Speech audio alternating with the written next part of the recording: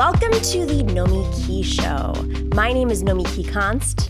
I never thought that having one teaser would teach so many people how to say my name.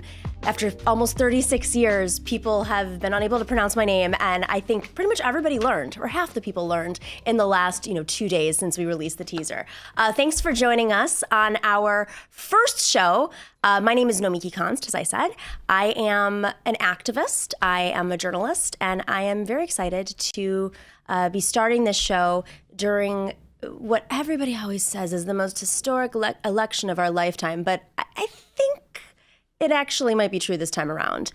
We have the opportunity to turn this country around or move it towards progress, meaning we're facing backwards and now we want to go forwards in this election. And I want to be of service to you guys in the movement and provide you with the tools, the information, and the interviews that will help you navigate this incredibly important time. My background, a little bit about me, for those of you who may be joining for the first time and learning about me. I was most recently a candidate for office in New York City for public advocate, and it was a special election. The public advocate was designed to be the investigator of the city, to hold the city government accountable. It's the watchdog of the city, and I thought that this would be a really great opportunity for me to run as a socialist, as a democratic socialist in New York. I don't think New York was ready for me, as many people have said, but we ran a very spirited campaign with thousands of supporters locally and across the country, donations. We were able to get on the debate stage. We were able to bring up issues like real estate developers and following the money, and I wanted to professionalize that for the city of New York. Because my background as a reporter, as an investigative reporter, was doing that. Before I ran for office, I was a reporter for the Young Turks, TYT. I joined the Young Turks after the election, in which, at my time at TYT, I was covering the movement on the ground. I was immediately catapulted into this Democratic National Committee race in 2017, where we were trying to find a new chair. Of course, the Democratic, committee, the National Committee, the Democrats were unable to run an effective primary, a fair primary in 2016. I say that because not only have I done the research on it, I was part of a commission to reform the party. So in 2017, the stakes were very large. And we wanted at that time to find a chair who could change the way the party functions so that they weren't able to get away with the tricks that they did in 2016, and that the party would be more transparent. So as a reporter, I followed the money. I was on the trail. I started off, I think, as the only reporter covering the race, and it became incredibly important. And I'm hoping to bring a lot of those insights to the show because I learned a lot about the rules of the party through that reporting.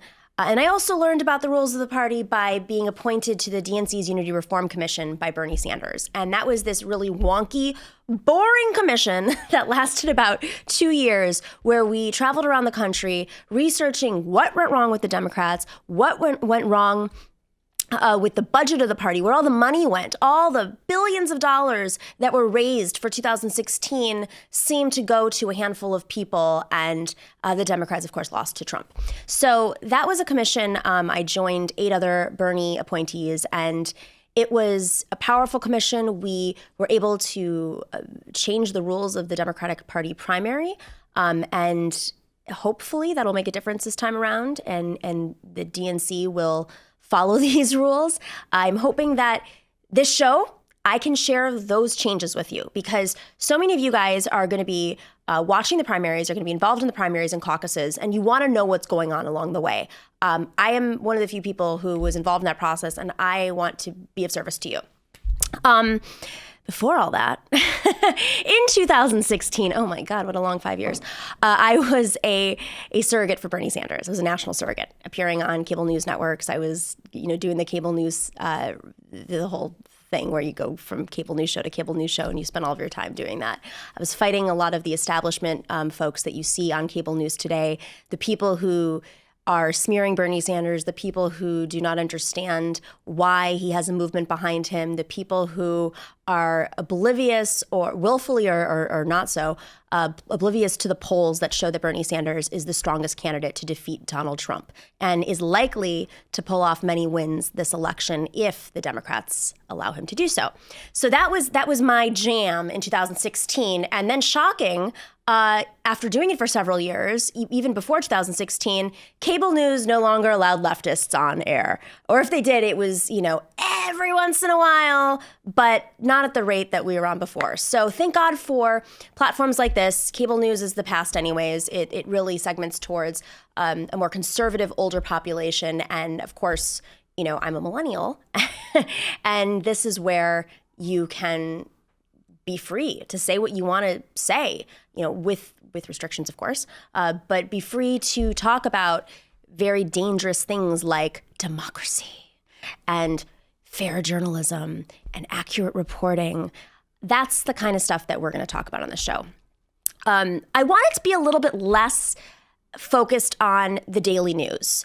There are a few shows, not enough. We need more of an infrastructure, but there are a few shows that keep up with the pace of the news cycle. And of course, I'm an avid Twitter user, so I am just as much guilty of being attached to the news cycle, which is like a 24-second news cycle. But this show, I want to dive deeper. I want to break down the infrastructure of the establishment, the corporate media, the Democratic Party. I want to expose their tactics and give you guys the tools to fight back. There's a lot of history and there's a lot of training on how you take on the corporate infrastructure. This is not a new game. It's just extremely, we're very close, I guess you could say. So the tactics that they're using are a lot of old tactics. You see them happening throughout history, especially in the last 100 years with a consolidated media and monopolies growing. But there's lessons to be learned from the past. So I'm looking forward to having guests on who can elaborate on the history, give you guys the tools and advice so that you and your where you live, you can organize at the local level because that stuff matters. That's where the tricks happen. There were tricks in all sorts of primaries in 2016, and that adds up.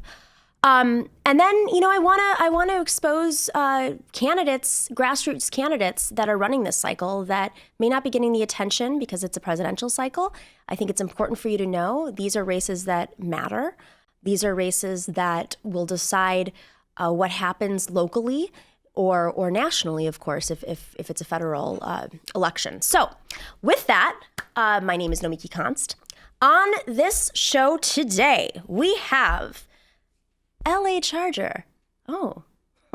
Justin Jackson. He is a political activist, and he's been getting a lot of attention for being vocal and challenging the establishment on Twitter. We also have Samuel Finkelstein, who is going to be following Joe Biden's 40-year-long money trail. Joe Biden, who is the center of the impeachment trial next to Donald Trump, of course. Why is the establishment propping him up, and does the money that has backed him for 40 years have anything to do with it? A little bit later, we are going to have congressional candidate Melanie D'Arrigo out of Long Island. We're going to talk about her race, what she brings to it, and the really horrible Democrat that she's running against. It's a very exciting show. I am very grateful for you joining us. And please, if you can, subscribe to us on Patreon. We are a new show. So it's viewers like you who become members that enable this show to grow so we have better content. So please become a member on Patreon. That's patreon.com/The Nomiki Show. You can also subscribe to us on YouTube, and you will find us wherever you find your podcasts.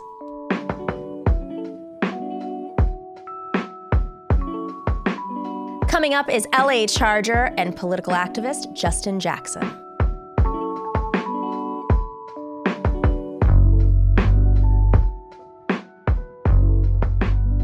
If you're a big Twitterer, you may have seen our next guest blowing away the establishment with his knowledge and fresh perspective. Also, given the climate that we're in right now, when there are new voices that emerge on the left and they have a platform, people get excited. Well, our next guest is Justin Jackson. Justin Jackson is mostly known, but in my world, he's known for his great takedowns of Neera Tanden, the Center for American Progress, the corporate media. He called out MSNBC for their biased reporting recently. But, maybe the general public knows him for being an amazing football player. He's a running back for the Los Angeles Chargers. Okay. Full throttle. So, Justin, thank you so much for joining the Nomiki Show, the premiere episode, might I say. Yeah, thanks for having me on. I really appreciate it. Thanks. Special. First episode. Let's go. Let's do it. Well, you caught my attention. You caught everybody's attention because you've been political on Twitter, but you really took it to another level after the new year. I can't say I expected that, but I've had these feelings about Neera for a while, but I never really commented on it. But it just reached a tipping point, and I was like, it's a new year, and I'm gonna just expose her because she's just completely awful. And I think the worst part about it is that she is,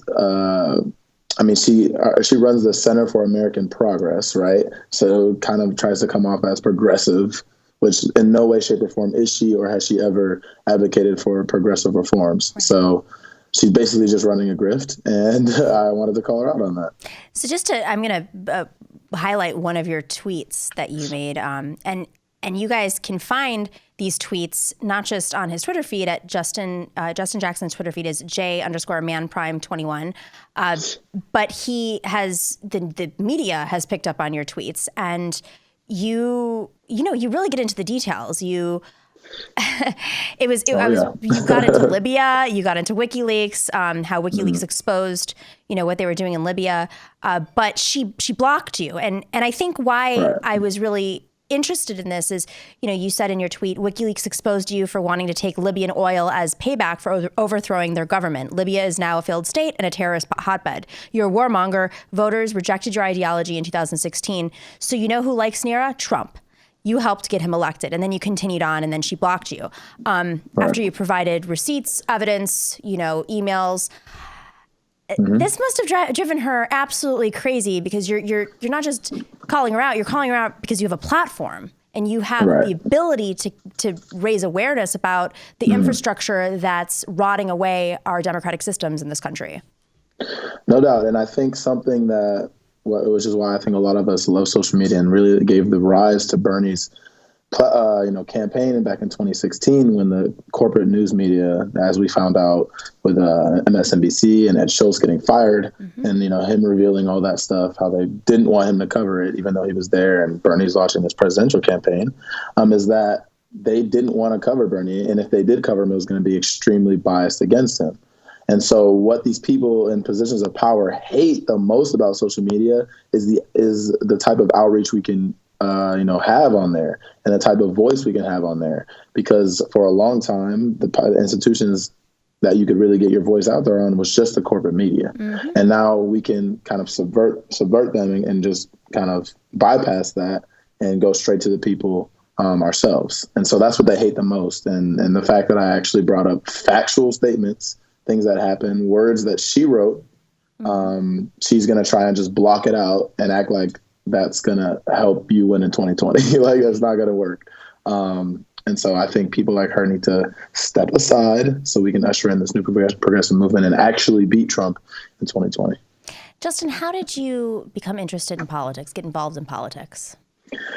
I actually remember, it's crazy. I remember like it was yesterday. So I went to Northwestern, and, at Northwestern, I played with a lot of guys who were very socially conscious, a lot of intelligent guys who also wanted to compete at the highest level, playing in the Big Ten. So it really was, we had a lot of conversations in the locker rooms, like a lot of disagreements.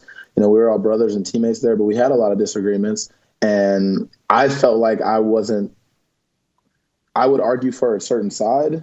I kind of fell into that partisan hackery type but I wasn't trying to do it on purpose, but just because how I was socialized, I was just arguing for one side over the other, but I didn't have a lot of facts behind it.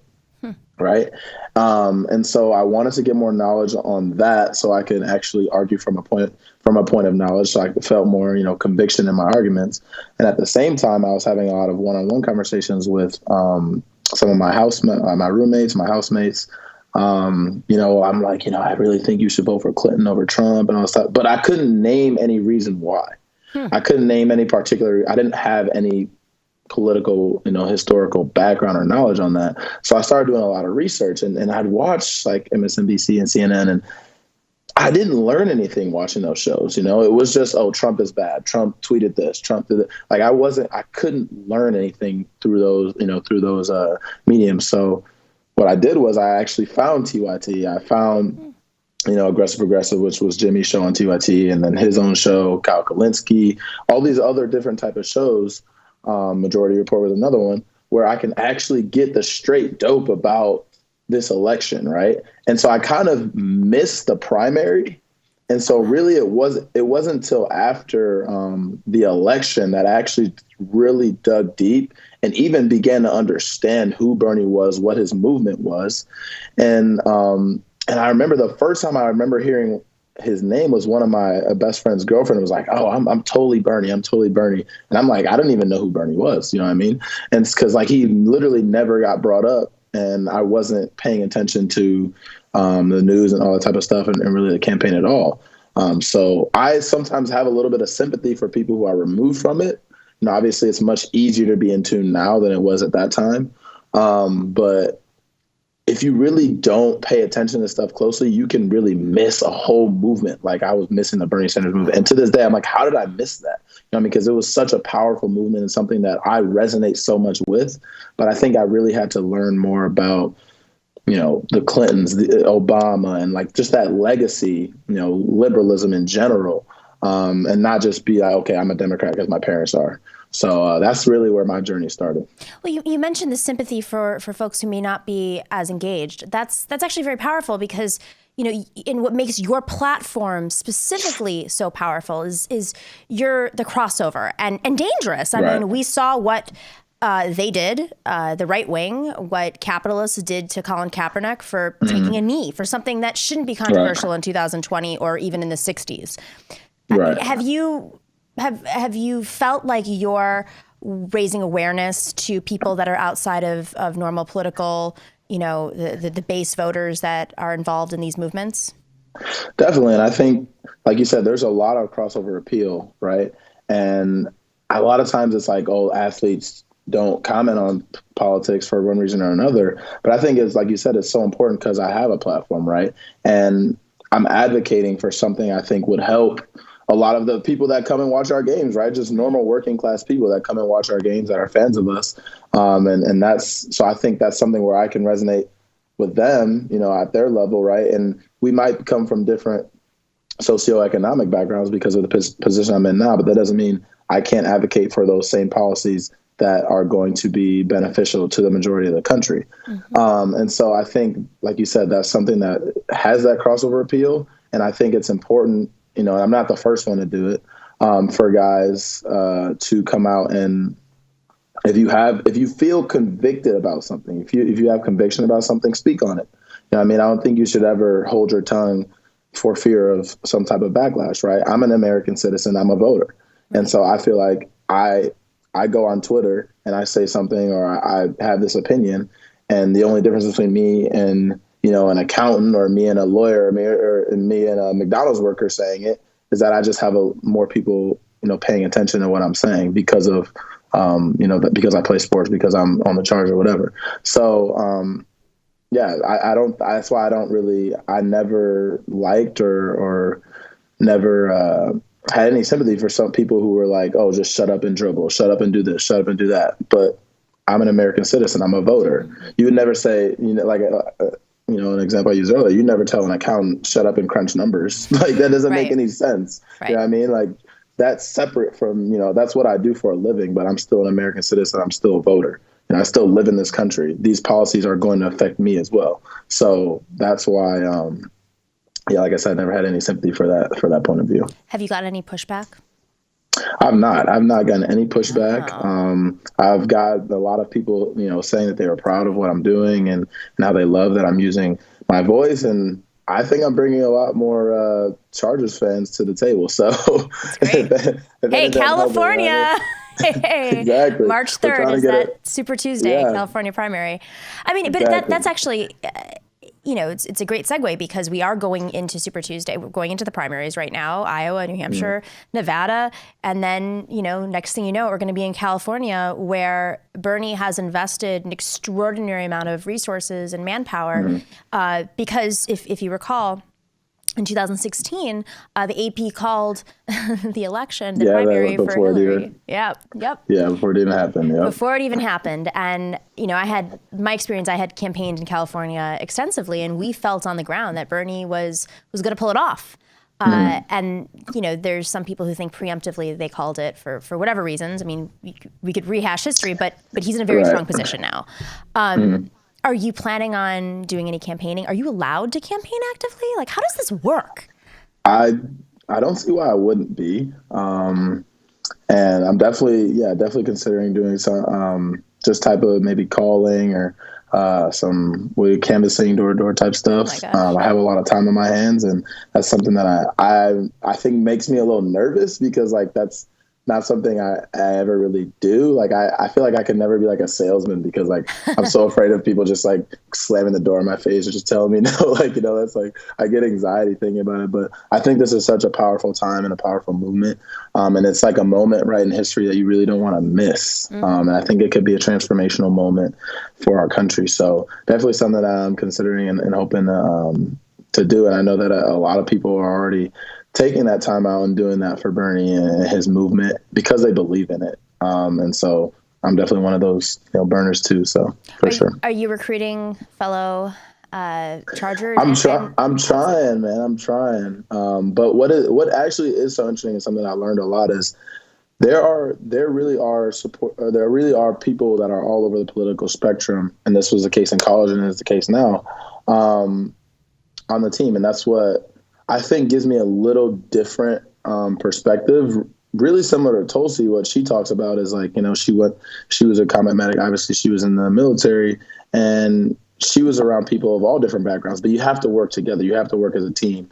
In their case, it's literally life or death. Obviously, in our case, it's just you're trying to be successful and win games and succeed. But I really feel like I know how to talk to people of different political backgrounds, political affiliations, because at the end of the day, I love all these guys, right? And so I feel like that's why have kind of this unique perspective to be able to talk to people who may have voted for Trump, people who may support right-wing economics or that just type of ideology, and really be able to have a discussion, a conversation, and bring facts to the table that can maybe change their mind. A lot of people are strong in their convictions, and sometimes facts don't really persuade them, but all you can do is try, right? So that's definitely something I'm trying to do. Well, especially the amount of money that the Republican Party and really the the Defense Department, as has been exposed through, there's been a lot of investigations on this. They put so much money into the NFL, into advertising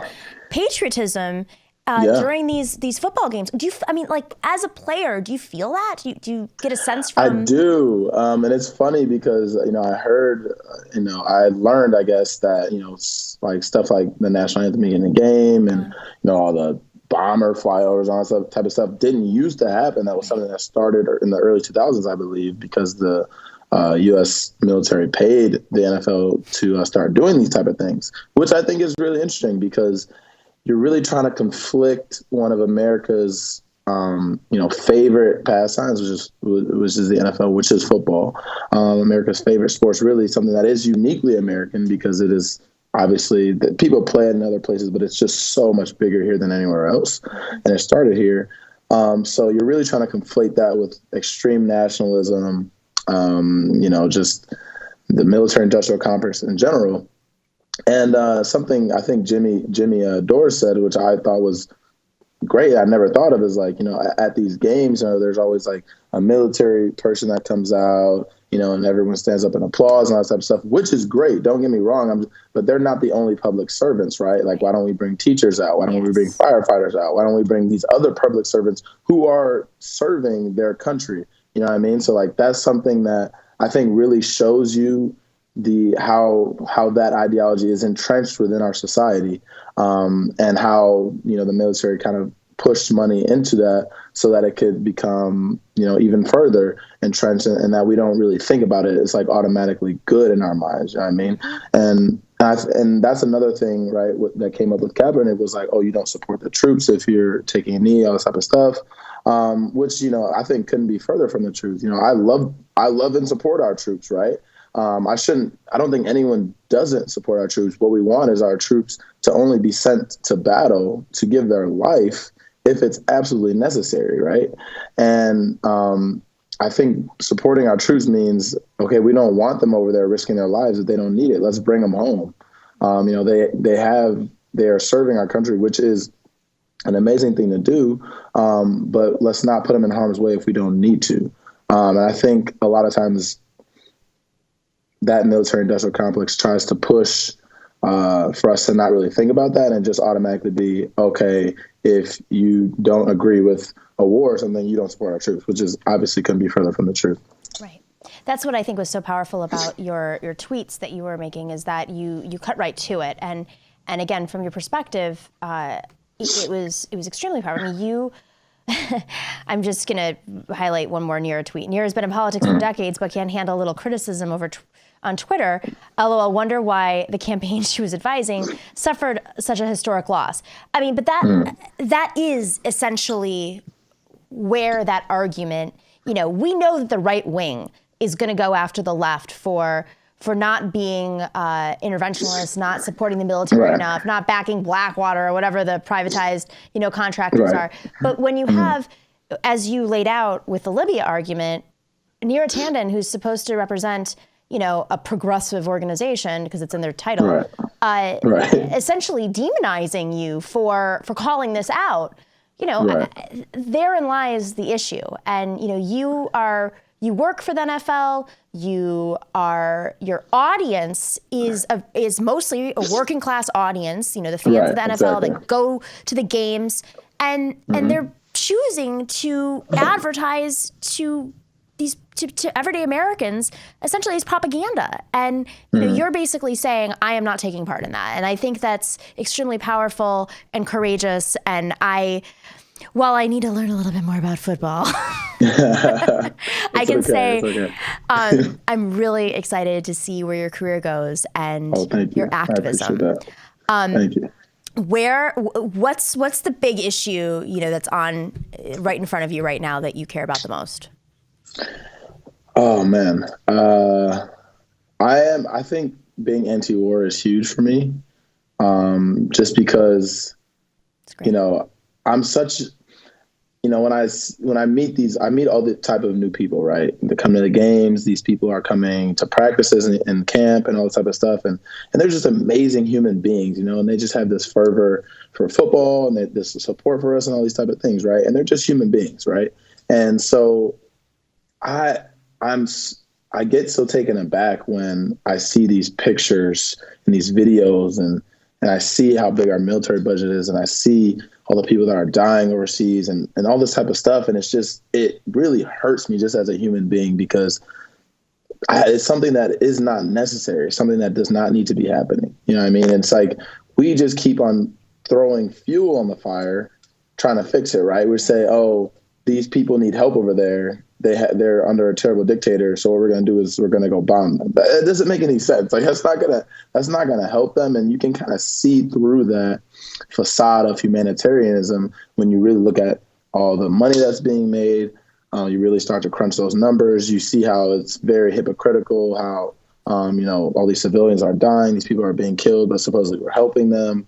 Oh, well, the Iraq parliament votes us to leave, but we're going to stay there because we're helping them. Like, they don't want us there. Like, just get out. It's just that type of stuff that really hits home for me. So that's definitely a big issue for me, but also just healthcare. Healthcare is a huge thing for me. When I was younger, my mom passed away from breast cancer, and I talked to my dad about it. I was only 3 or 4 at the time, Wow. but I talked to him about the finances and everything that went into it, and he's like, yeah, like that really, like if we didn't have good insurance, like that could have literally bankrupted us, right? And then he had to work so hard just to put me and my siblings, just to get us to college. He didn't even have money to pay for our college. Luckily I got a scholarship. My brother got a partial scholarship, and my other sibling worked just really hard just to get scholarships through academics and stuff. But I mean, after all that work he did, still couldn't pay for us to go to college, but he did everything he could to get us to the point, and we were able to get ourselves over. And so healthcare is a huge thing for me. Like we were just talking about education, that's a huge thing for me. Like all these platform, all these policies that Bernie is pushing and the progressives are pushing for are things that directly affected my life and affected disproportionately affect people from my community, right. People from those poor and working class, middle class communities. And so that's why I fight so hard for these issues, is because this is stuff that hits home to me. And even if it doesn't hit home to me anymore, I can still remember, and I still know people who it's hitting home for them. So I'm going to fight for them, even if I'm not in that position anymore. That's the way to do it. Man, Justin, thank you. Thank you from everybody. I mean, we're just so happy to have you in this movement, to be using your platform, and you're leading by example, and hopefully your teammates and other NFL players and athletes and people with a platform will be doing the same thing as we go into this very crazy election cycle, because you just laid out, really what's on the line here. So thank you so much. Doubt. Really Thanks for having me. I really appreciate it. Thanks for having me on. You guys make sure to support the Chargers. We're moving in a new stadium next year. So come out to the games. It's going to be in Inglewood, California. Oh, yeah. So good. Pretty close to downtown. So you guys come out and support. It's going to be a great year. I will. I'll try to. If I'm in LA and there's a game, learn some more about the game. I grew up in Buffalo.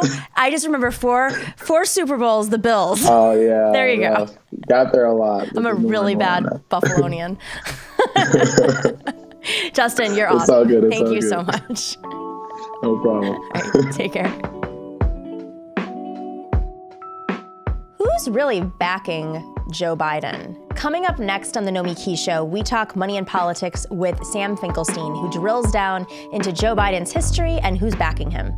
The Nomiki Show is a new show, and we need you guys to subscribe. So wherever you go to your podcasts, Patreon, Stitcher, iTunes, whatever it is, please look for the Nomiki Show and become a subscriber. Patreon subscribers, you're going to be getting some content ahead of time.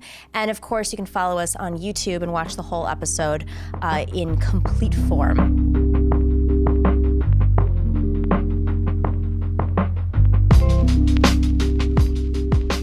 Joseph Biden. In my opinion, this is the only candidate we should really be paying attention to right now. Joe Biden stands in the way of a Bernie Sanders presidency. Joe Biden has reinvented himself as the working man's candidate. But when you really look at Joe Biden's history, who backs him, and what he really stands for, it couldn't be further from the truth. Bernie Sanders, of course, is supporting working people's issues. He is fighting on a populist agenda. He has more teachers and healthcare workers and working class people supporting him financially and, of course, at the ballot box than probably any Democrat in recent history in the last 40 years. Yet Joseph Biden is saying he's the man who can beat Trump, especially when it comes to working class issues. Joe Biden was, at one point, the poorest member of the Senate. He wore that as a badge of honor. When he ran for Senate, when he was 29 years old and he won in Delaware, he introduced campaign finance legislation. He ran as a progressive anti-war activist. What happened to this man? Well, Sam Finkelstein, who you may know on Twitter as Cancel Sam, has made a name for himself as a writer, activist, but he is a follow the money kind of guy. And this is our Follow the Money segment. Sam, thank you for joining the Nomiki Show. And tell us, what is going on with Joe Biden? So it's pretty incredible that Joe Biden has managed to retain the title of, working class Joe, Amtrak Joe, the guy who rides the train, because he's long been a tool of the financial services industry, and his campaigns since as far back as the internet will tell you who's funding a campaign, have taken hundreds of thousands, millions of dollars from credit card companies. And that's definitely reflected in the sort of legislation he's prioritized as a senator. He's from Delaware. Why is Delaware very special? So Delaware acts sort of the same way that like the Cayman Islands do, in the sense that it's a tax haven for corporations all around the country. So there are more corporations registered in Delaware than anywhere else in America. And that's because the disclosure requirements are minimal. And specifically with regard to credit card companies, almost every credit card company has a headquarters in Delaware because the laws in Delaware are favorable to credit card companies. The credit card companies basically own the state of Delaware. And as a result, basically own the legislators in Delaware. So Joe Biden was a senator up until, of course, he was the vice president under Obama. So up until 2008, the lead up to the financial crisis, in which, of course, Obama inherited, what role did Senator Biden at that time have when it came to bankruptcy and foreclosures and all of the issues that led to this financial crisis that is still affecting Americans today? So Joe Biden for decades was trying to pass bankruptcy reform legislation under the guise of there being people abusing bankruptcy, which was never really true, but it was kind of just one of those industry talking points that became true because it was said enough times. And the credit card companies really wanted to make it harder for people to file bankruptcy for obvious reasons, because if you can file bankruptcy, your credit card debt will be in large part eliminated. And Joe Biden, specifically with regard to the financial crisis, his bankruptcy legislation made it much, much harder for people to keep their homes, for people to just discharge the debt that they weren't able to pay. Now, okay, so let's flash forward here, because this is, 2005, we have the bankruptcy bill. And of course, he comes from Delaware, in which the credit card companies, like you just said, fought it off. What does this bill represent for Americans and the crash of the economy? So the 2005 bankruptcy bill was so cruel that you even had senators like Chuck Schumer, who, he's like Wall Street Chuck, vote against it. Right. What the bankruptcy bill represents is really almost like a form of indentured servitude, in the sense that there are two kinds of bankruptcy. There are more than two, actually, but there are two main kinds of bankruptcy for individuals. There's Chapter 7, which is very simple. You have to sell off the stuff that you own, and then your debt is eliminated. And then there's Chapter 13, where a judge makes a debt repayment plan for you, basically reconstitutes your life, your wages get garnished. And that's what the bankruptcy bill essentially forced all individual debtors into, Chapter 13 bankruptcy. And in doing so, it made filing for bankruptcy much more expensive, which is counterintuitive, because if you're filing for bankruptcy, you don't have money. Mm-hmm. But just overall, the main takeaway is the bankruptcy bill made it really hard for people to declare bankruptcy. All right. So now that we're in 2020 in this election, he is being propped up by the establishment. Democrats are, the insider Democrats. We're talking the DNC elite, the Tom Perez's of the world. They're really backing Joe Biden. I mean, they're not the ones who are out there campaigning for a progressive party or even for Elizabeth Warren. It's all about Joe Biden, and it seems like they're willing to do anything to get him elected, including putting a man up on stage that might have memory loss or or dementia. Who's really behind his campaign? When you look at the finances today, like what's the agenda here? Is it still bankruptcy? Is it still credit cards? Or is it much bigger? When you look at who's I mean, Joe Biden started the race saying, that he wouldn't, have a super PAC. And there are quotes from 2018, you can find video of him explaining very clearly that he understands why that would be a bad look for him. But I mean, he's being propped up by the establishment. You'll see him taking a lot of money from, for instance, law firms. Law firms have been his biggest donors for his entire political career. And these are the sort of law firms that, service the oil and gas industry or the chemical industry or the financial services industry, just all of the people who benefit most from the way that things are now. Right. Because they all see Joe Biden as the safe choice for someone who's not going to change things. And he's more or less said so himself in terms of, nothing's going to fundamentally change. I remember a specific quote from him at the Poor People's Campaign where he said that no one's going to have to sell their 15th home. I'm rolling my eyes. For those of you who are listening on the podcast, I just did a glare back to the back of my skull. No one's going to have to sell their 15th home. So no worries, Nomiki. You will not have to sell your 15th home. Oh, okay. I'm lucky if I have one home. Wow. I mean, but that also rolls into the foreclosure crisis that he helped create, and he's sitting here saying at the Poor People's Campaign, no one's going to have to sell their 15th home. So when you say things like these are the law firms that work with all these different industries, the oil executives, I mean, this is, I think, one of the goals of our show is we kind of want to deconstruct the industrial complexes of the industries that are backing the centrists, the organizations, the institutions, and just how all of them work together. I mean, that I think would be surprising to a lot of people. When I look at law firms, I'm like, all right, so lawyers, they're well educated and okay, so they're supporting Joe Biden. Maybe they're just a little bit more conservative. It wouldn't even occur to me. And I look into this stuff that these are law firms that their clients are the ones who are pushing for deregulation of oil and gas. They're the ones who are pushing for, expanded natural gas pumping and research. I mean, they're the ones who do want to deregulate Wall Street. So there are all these very, very well-funded institutions that are making money off of each other, essentially grifting off of each other. And we haven't even touched the consulting world.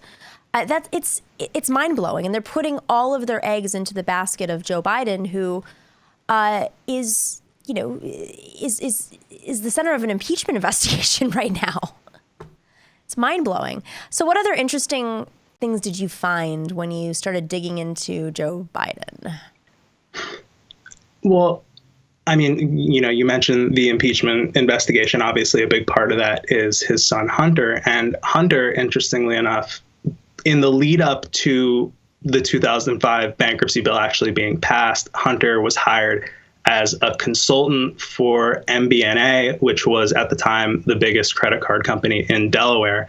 And he was making six figures to do, I don't know what, nobody knows what exactly, but he was getting paid very well to be a consultant for this company that at the same time was spending tens of millions of dollars trying to persuade Congress to pass this bill that ultimately Joe Biden spearheaded. When you say consultant, what do you mean? Is this like McKinsey, or is this just when you say, we don't know what he did, but we don't know what many people do when they're consultants at big firms. Was it just an independent consultant?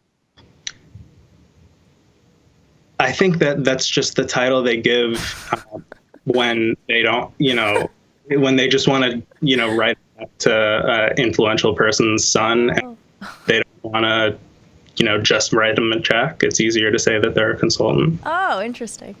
So there's a pattern here. Yeah. Man. Okay. Now, if Joe Biden gets elected, they can't deregulate Wall Street more. They can't deregulate the credit card companies more. They can't, put more money into natural gas. And is he just to sit there and say, well, we're better than Trump? What do they possibly want in him other than just not changing anything? Is there something worse we could get? Well, I think that specifically, credit cards and banks, just the people who hold debt, have a huge incentive to make sure that Joe Biden gets elected, because right now, consumer debt last year hit $14 trillion, and that's more than it was at the peak right before the financial crisis. So there's a huge incentive to make sure that bankruptcy law doesn't change. And I know that, Bernie Sanders, Elizabeth Warren have both proposed big changes that would make it easier for people to get rid of things like student debt, right, or get rid of just the general, large parts of that $14 trillion. And obviously that's a big number. These institutions want to make sure that they get as much of that as possible, especially a lot of people, are worried about there being an economic downturn. And if that were to happen, a lot of people would not be able to pay off their share of that $14 trillion. So there's about 14 trillion reasons why these people want Joe Biden as their, president. All right. I'm a millennial. My parents live in Iowa, since it's coming up, and they're leaning towards Joe Biden. Their second choice is Bernie Sanders. But, Joe Biden's been fighting for working people for his entire career. And, I just trust him and I know him. 3 reasons why, in quick sound bites, we want to give people a toolkit, why Joe Biden would be catastrophic for working people. So in that 2005 bankruptcy bill, Joe Biden voted against an amendment that would have allowed senior citizens to keep their homes if they went into bankruptcy. And ultimately, that amendment did not pass. It was not included in the bill, and seniors can lose their homes if they declare bankruptcy today. Wow. Student loans. Joe Biden voted against an amendment that ultimately failed, that would have allowed student loan holders to discharge that debt in bankruptcy. And it's virtually impossible to do that as a result. Oh, I know. A lot of people do. And then one last one. One last one. Joe Biden voted against an amendment that would have allowed people who are in bankruptcy to set money aside for, birthday gifts, Christmas gifts for their children. And ultimately, that amendment didn't pass either. So when you have that Chapter 13 repayment plan, it's not going to include, letting you buy your kids Christmas presents. So it really is just an extraordinarily cruel piece of legislation. And it was Joe Biden's bill. There you go. 3 pieces of information. If you're out there in Iowa, if you're making phone calls and folks want to know what's the difference between, why is Joe Biden so bad? There you go. That's it. Let's push through this propaganda. This is how you win elections, and this is how you make up the difference when the polls are so close going into Iowa. So Sam, this was awesome. Great research. Keep it up. I have no doubt you'll probably be tweeting this out so you can share it out, to the rest of the world, this information. But we got to push on Joe Biden because he's the one who stands in the way of Bernie Sanders winning Iowa, New Hampshire, Nevada, and the nomination. So thanks.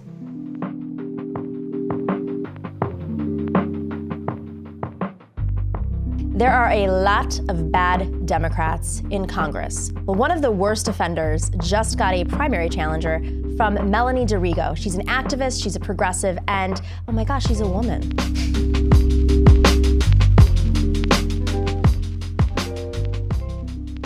Just a couple of months ago, I joined a group of over 36 progressive female leaders to launch an organization called Matriarch. Matriarch is new because we're actually supporting working class progressive women running for Congress. Who would have thunk? It's great because I've gotten to know so many of these candidates over the last couple of months as Matriarch has been endorsing progressive women. And on the Nomiki Show, we are going to be featuring many of these candidates as they mount their runs against mostly despicable people. The people who are holding up progressive legislation, Republicans in some cases, and in some instances, they're in crowded primaries where there's a lot of money flowing in to block progressives. Right here in New York, where I'm based, in Queens also, we have a candidate who is running against a really bad Democrat. And many think, what? Bad Democrats still in New York State? Still downstate? How could that exist? Well, they do. Tom Suozzi is a congressman in Queens, parts of Queens, and in Long Island. And we finally have a candidate who's a strong progressive woman running against Tom Suozzi, and it's Melanie D'Arrigo. Melanie, thank you for joining the Nomiki Konst Show. Thank you so much for having me. I'm so excited to be here. So, Melanie, first off, why are you doing this? This is like the craziest thing ever, running for office. Well, I get asked that question a lot. And the reality is when you elect a Democrat, you expect the Democrat to fight for Democratic values. But when you elect a Democrat that fights for Republican values and caucuses with the Republicans, then we need to vote them out. And no one was stepping up to run. And, I do a lot of organizing in the district. And I got to a point where I just could not sit by and allow him to let Donald Trump steamroll our Constitution and issue hateful policy after hateful policy. So I stepped up to run against him. So Tom Suozzi, you said he caucuses with Republicans. He does. How does that happen? How does Nancy Pelosi let something like this pass when so much is on the line right now?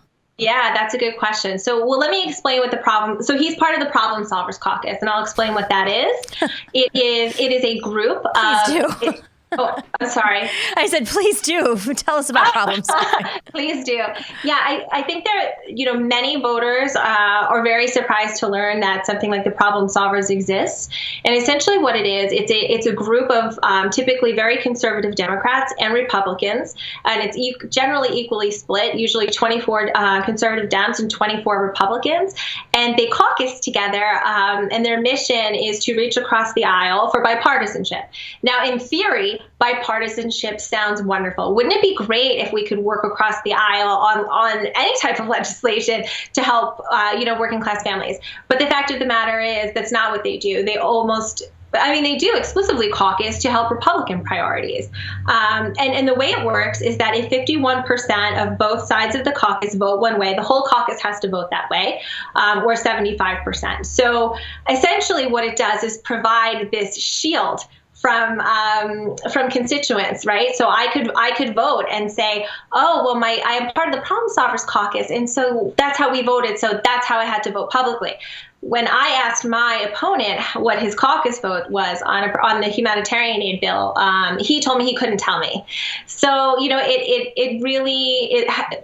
it's a lack of transparency, and I think it shows a real lack of backbone, which is very consistent with who my opponent is. He very rarely takes a stand on anything. He's all about political expediency. And sadly, he doesn't fight for Democratic priorities. Instead, he chooses to caucus with the Republicans, enabling Trump and protecting Trump. And I think really under a Trump administration, of all administrations, there's nothing more important than electing representatives that represent us. I mean, if we wanted to elect a Republican, we would have done that.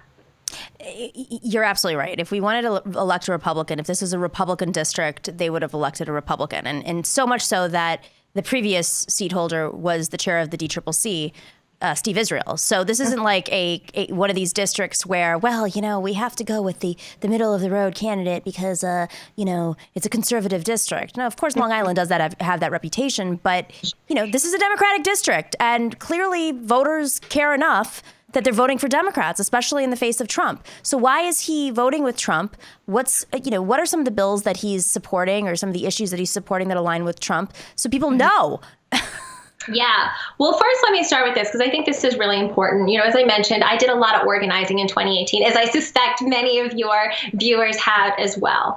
And the first thing that my opponent did, was partner with his Problem Solvers Caucus and hold up Nancy Pelosi's speakership by negotiating, a break the gridlock package, which is what they what they proposed.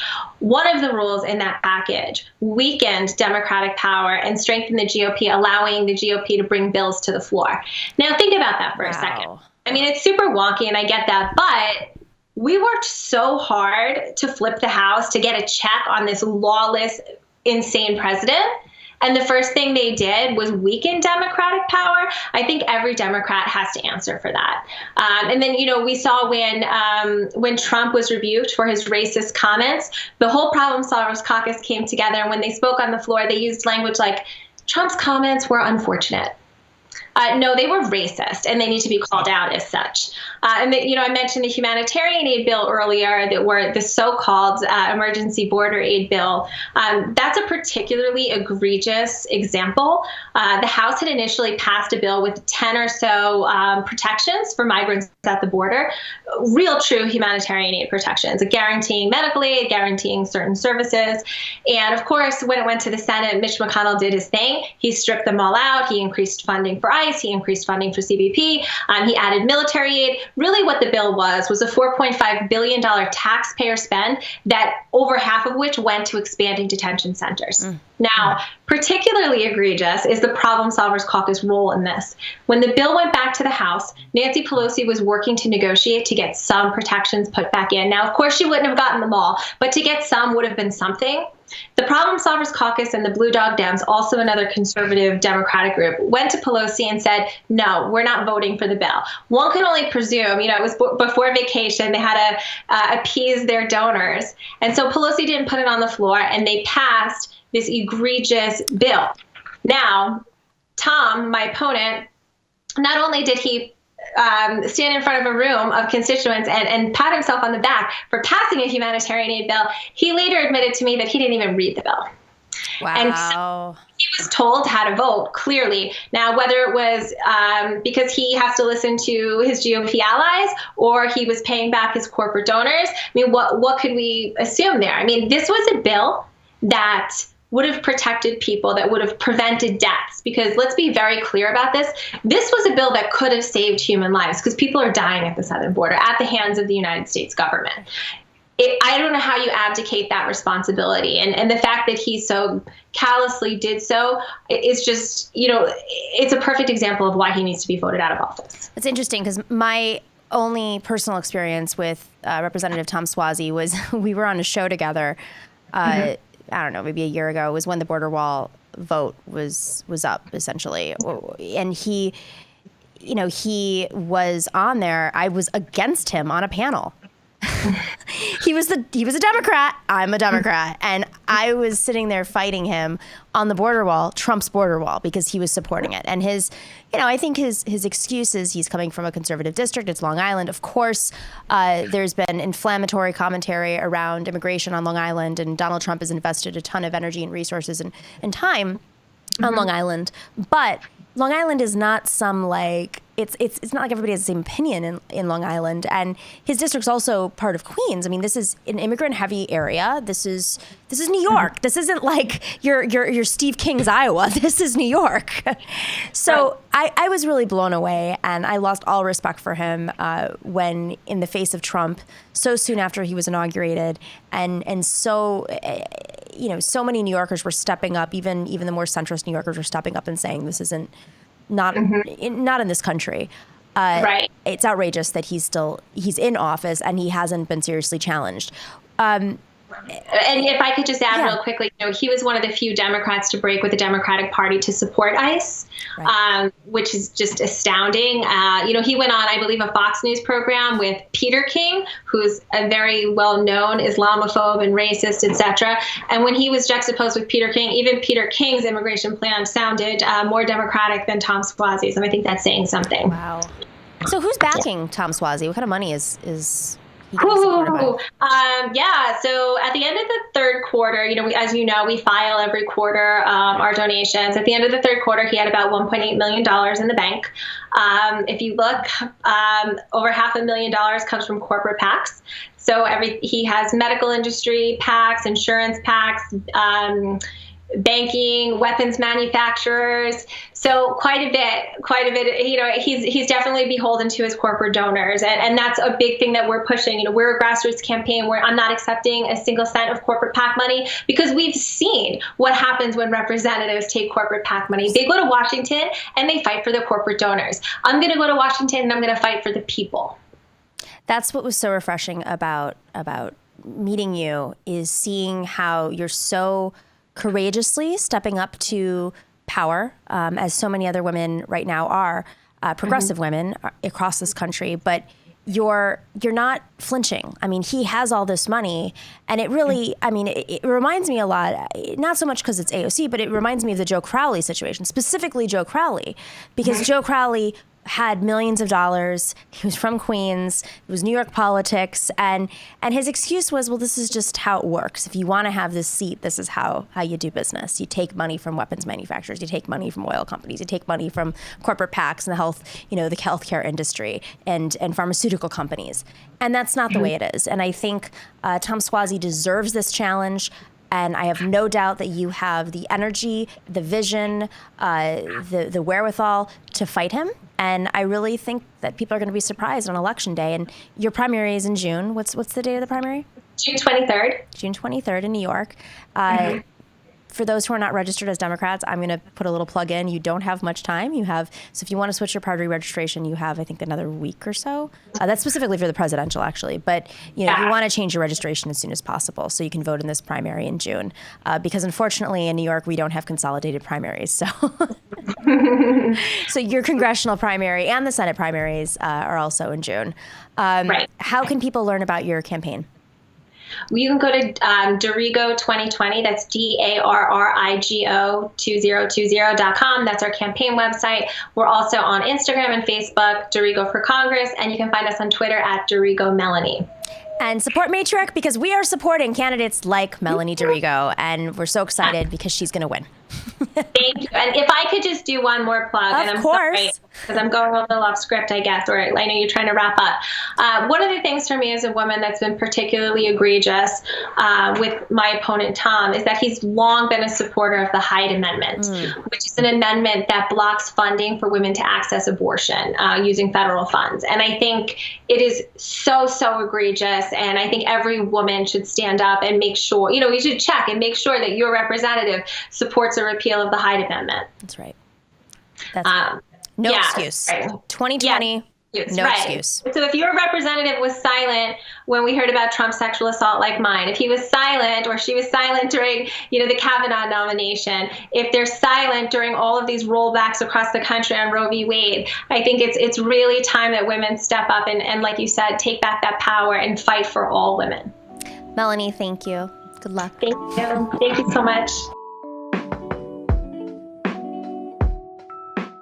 Thank you to Justin Jackson, Sam Finkelstein, and Melanie D'Arrigo for joining us for our first show. You can subscribe to us on YouTube, please do. And don't forget to sign up on Patreon where you can get extra content. Have a great day.